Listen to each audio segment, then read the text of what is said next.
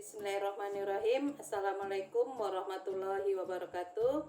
Baiklah Ananda semua, sebelum kita belajar, sebaiknya kita berdoa agar ilmu yang kita pelajari dapat diserap dan diterapkan dalam kehidupan sehari-hari. Dan jangan lupa Ananda semua tetap menjalankan protokol kesehatan karena negara kita dan negara lain juga dalam masalah yaitu COVID-19. Baiklah, pertemuan hari ini Ibu akan menyampaikan materi yaitu belajar efektif. Apa itu standar kompetensi, kompetensi dasar, dan tujuan pembelajaran. Standar kompetensi mengembangkan penguasaan ilmu, teknologi, dan seni sesuai dengan program kurikulum, persiapan karir untuk melanjutkan pendidikan tertinggi, serta berperan dalam kehidupan bermasyarakat yang lebih luas. Kompetensi dasar mampu mempraktekkan cara-cara belajar dalam menggunakan sumber-sumber yang bervariasi, luas, dan kaya. Tujuan pembelajaran kita hari ini ialah setelah menyelesaikan kegiatan ini, diharapkan siswa dapat pertama menjelaskan pengertian dari belajar, yang kedua menjelaskan tentang strategi belajar, yang ketiga memahami tentang cara belajar dalam situasi sekarang ini yaitu dalam situasi COVID-19, memahami tata cara belajar, terakhir mengetahui cara-cara belajar yang efektif dan efisien selama kita mengalami COVID tersebut. Apa itu belajar? Kurasa Ananda semua tahu apa itu belajar. Karena kita dari kecil sampai sekarang kita tidak berhenti-hentinya dalam belajar. Belajar yaitu merupakan suatu perubahan dalam tingkah laku. Perubahan itu dapat mengarahkan kepada tingkah laku yang baik, tetapi juga ada kemungkinan mengarah pada tingkah laku yang lebih buruk. Tergantung dari kita menghadapinya atau kita melakukannya. Belajar dikatakan berhasil bila terjadi perubahan, yaitu dari tidak tahu menjadi tahu, dari tidak paham menjadi paham, kurang terampil menjadi lebih terampil, dari tidak baik menjadi lebih baik. Belajar efektif adalah belajar dengan usaha yang sekecil-kecilnya dapat memberikan hasil belajar yang sebesar-besarnya atau lebih optimal. Gaya-gaya belajar ada 3 di sini, yaitu gaya belajar auditorial, gaya belajar visual, dan gaya belajar kinestetik. Nah, di sini Ibu akan menjelaskan apa itu belajar auditorial. Auditorial yaitu mengandalkan kesuksesan belajar melalui telinga atau pendengaran. Mereka dapat belajar cepat dengan menggunakan diskusi verbal dan mendengarkan apa yang disampaikan oleh guru.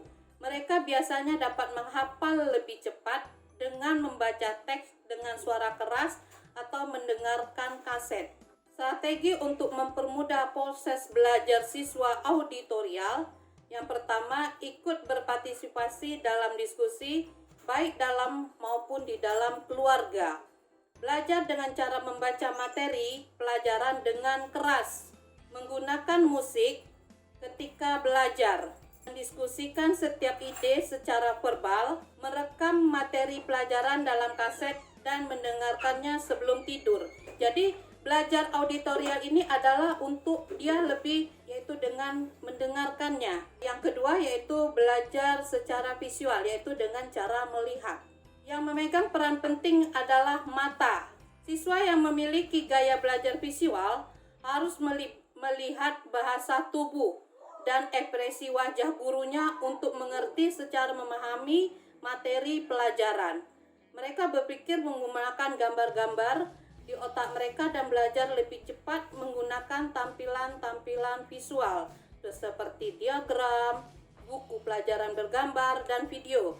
Nah, kalau misalnya guru ada yang mengajar menggunakan masker atau menggunakan cadar, nah ini kadang susah untuk dipahami oleh siswa yang mempunyai gaya belajarnya visual. Kenapa? Karena kalau pelajar itu lebih mengerti dia secara langsung dia melihat mimik guru tersebut. Nah, Strategi untuk mempermudah proses belajar siswa visual. Yang pertama, gunakan materi visual seperti gambar-gambar, diagram, peta, dan lain-lain. Yang kedua, gunakan warna untuk menandai hal-hal penting. Misalnya yang penting dikasih warna hijau, yang lagi warna merah. Jadi bermacam-macam warna, ini mudah dia pahami. Ini yang cara belajar anak yang visual. Membaca buku-buku yang berilustrasi. Yang terakhir, gunakan multimedia. Yang ketiga itu belajar kinestetik. Gaya belajar ini cenderung bergerak, menyentuh dan melakukan.